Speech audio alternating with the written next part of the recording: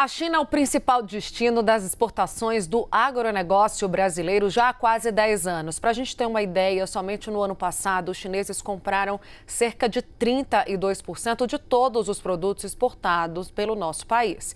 E a ida do presidente Lula à China deve fortalecer, essa é a expectativa, ainda mais essa relação comercial. A expectativa também é que durante a viagem sejam assinados pelo menos 4 novos acordos que podem beneficiar o setor do agronegócio.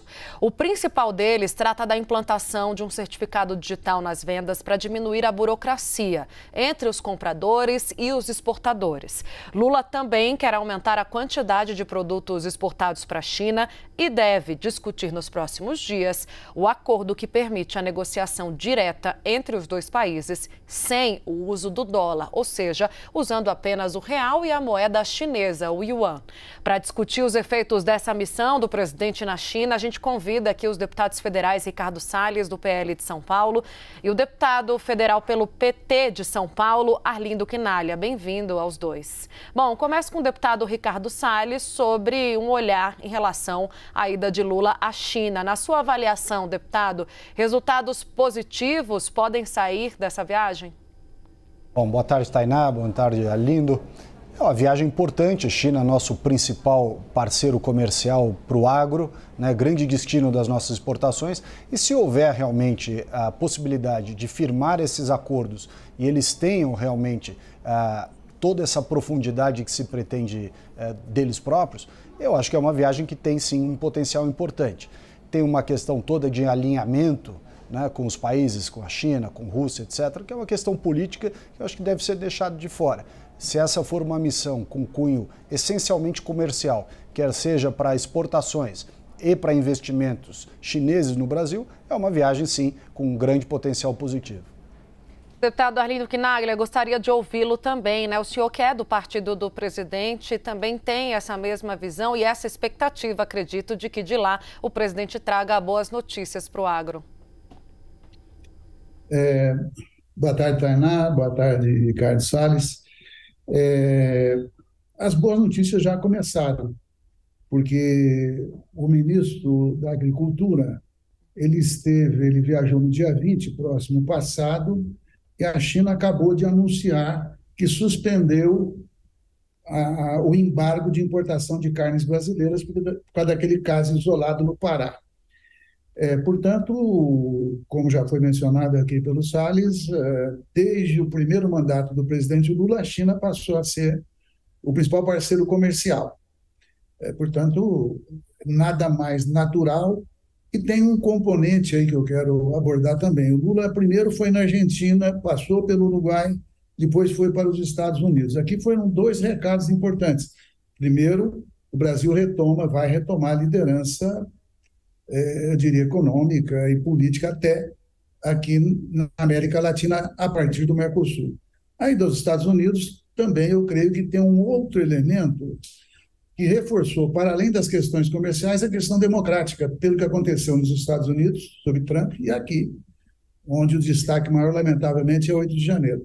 Então, como existe, todo mundo sabe, uma disputa, eu diria, intensa do ponto de vista comercial entre China e Estados Unidos, eu creio que esta sequência é muito boa, porque o Brasil pode se beneficiar da disputa entre Estados Unidos e China. Essa viagem, no entanto, acontece em meio a uma investigação envolvendo a China por suposta prática de dumping, que é ofertar um produto a um país a um preço inferior do que o normal. Isso, na sua visão, deputado Ricardo Salles, pode de alguma forma atrapalhar os acordos com o Brasil? Olha, a China não é um país de capitalismo de mercado, né? A China é um país que controla todas as variáveis de preço.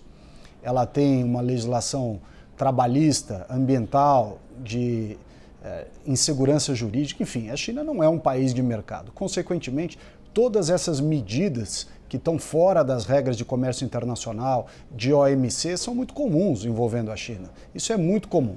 Então, tendo esta noção de realidade acerca do que acontece na China internamente e dos seus parâmetros, o Brasil pode ter uma postura pragmática, levando em consideração que não terá com a China jamais a mesma garantia jurídica e os mesmos parâmetros comerciais seguros e previsíveis que você tem com outros países. Mas se isso estiver claro, né, for uma variável controlada, é possível sim fazer os acordos, não obstante essas discussões de antidumping e outras que estão envolvidas historicamente no dia a dia comercial chinês. Deputado Arlindo Quinaglia, a sua avaliação sobre essa suposta prática de dumping e as relações com o Brasil, isso atrapalha ou não? Primeiro que essa suposta, pela sua própria observação, eu concordo, não é ainda algo dado como verdade. Ou seja, isso pode fazer parte da própria disputa comercial.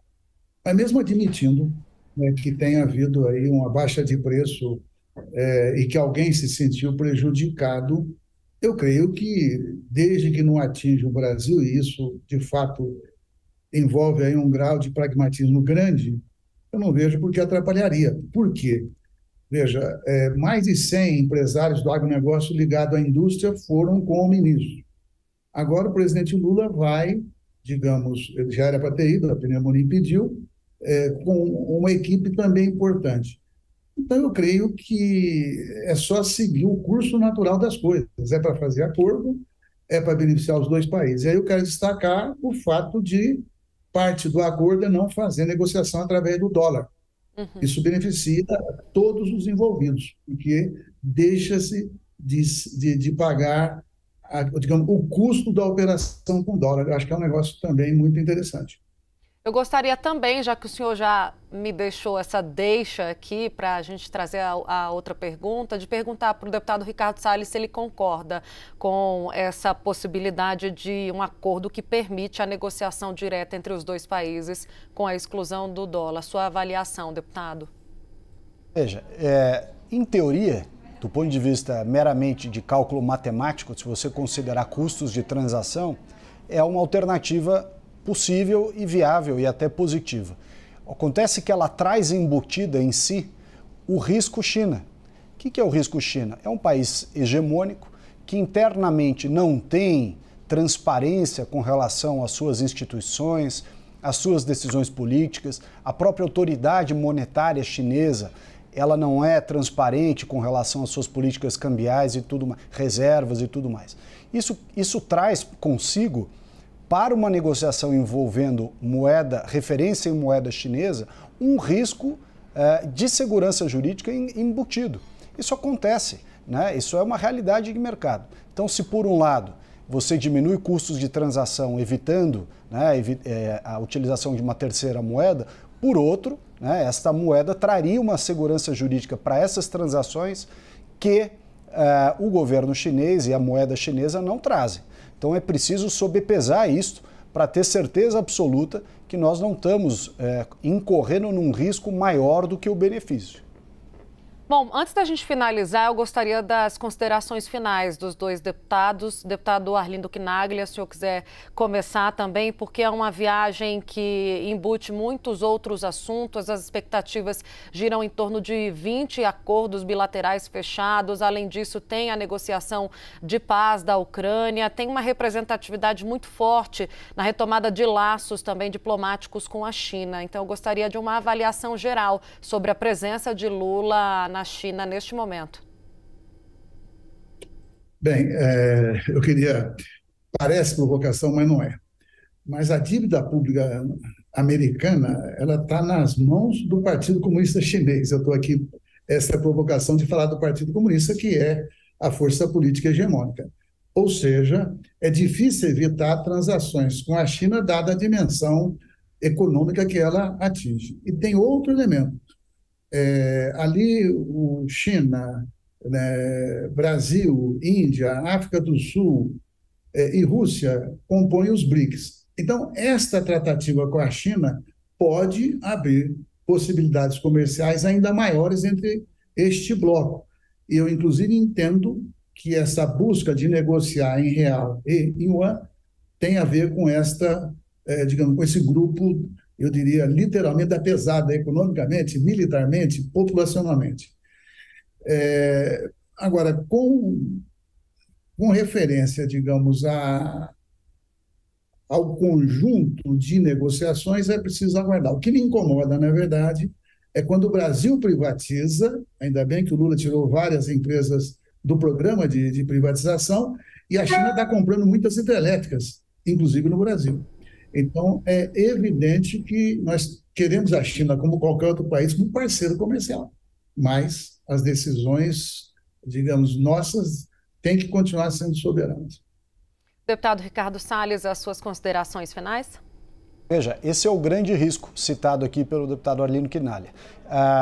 O alinhamento dessa visão anti-americana, Sul-Sul, BRICS e tudo mais, traz consigo, embarcado nessa visão, uma insegurança jurídica muito grande.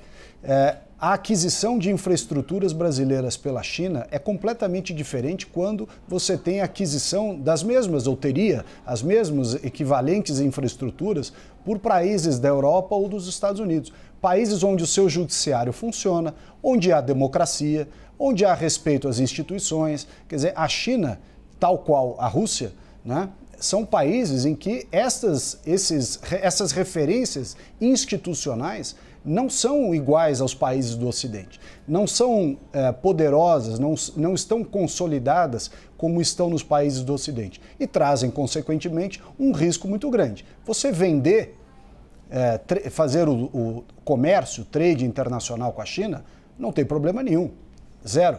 Desde que você receba, né, e daí está o risco de utilizar o recurso dinheiro direto, real, yuan, né, desde que você tenha garantias e tudo mais, está tudo ok.